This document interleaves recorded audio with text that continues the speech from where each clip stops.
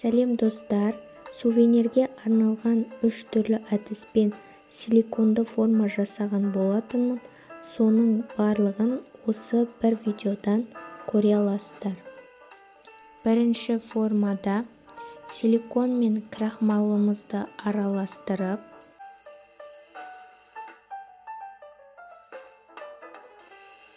сувениріміздің барлық жеріне крем жағып шықтым.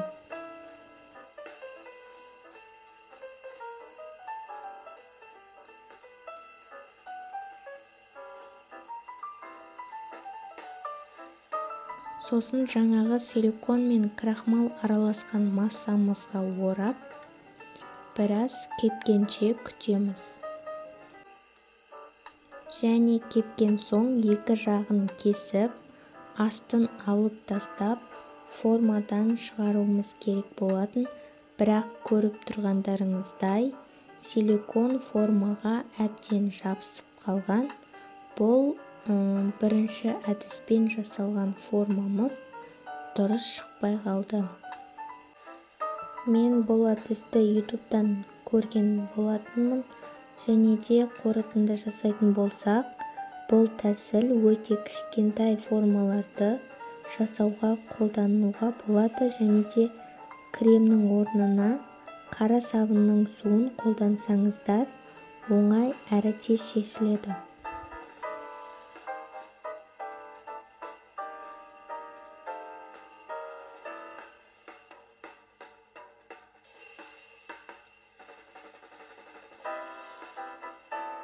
Екінші әдісте форманы пластилин арқылы екіге бөліп жасалады. Бұл әдісте дұрыс форма шықпады, өйткені бұл әдіспен өте үлкен сувенир формаларды жасайды. Және де мен силикон герметик қолданған болатынмын, ал негізінде сұйық силиконмен жасалады.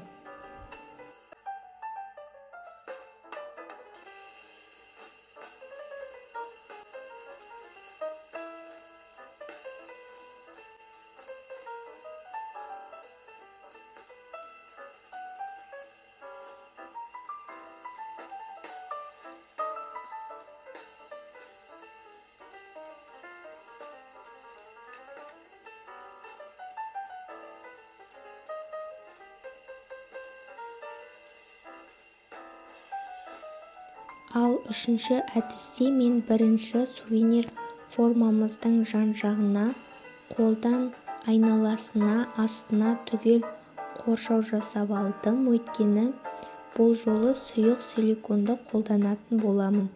Әрине оның бір қабырғасын оңай ашылатындай етіп жасаймыз.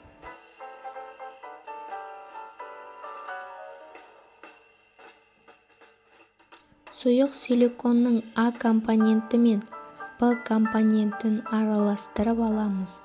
Мысалы, мен таңдаған түйе сувениріне 700 грамм А компоненті және Б компонентінен сол 700 граммның 1%-ін есептеп аламыз. Сонда 7 грамм Б компонентін араластырып, дайындап қойған формамызға бір орында құямыз. Мен видеода екі бөліп құйған болатынмын, себебі қанша грамм қажет екенін нақты білмедім. Және де ыдысым өте кішкентай болып қалды.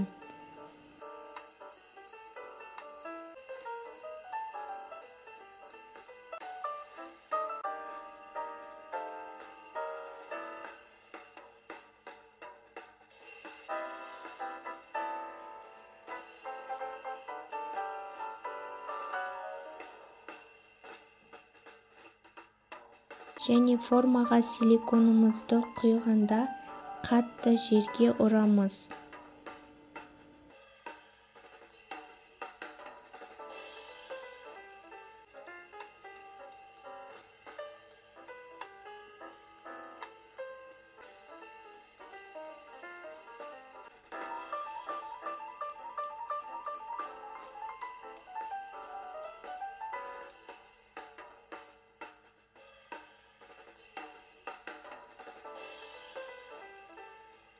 және формамыз қалдырамыз. Осымен сувенирге арналған формамызды осылай жасаймыз.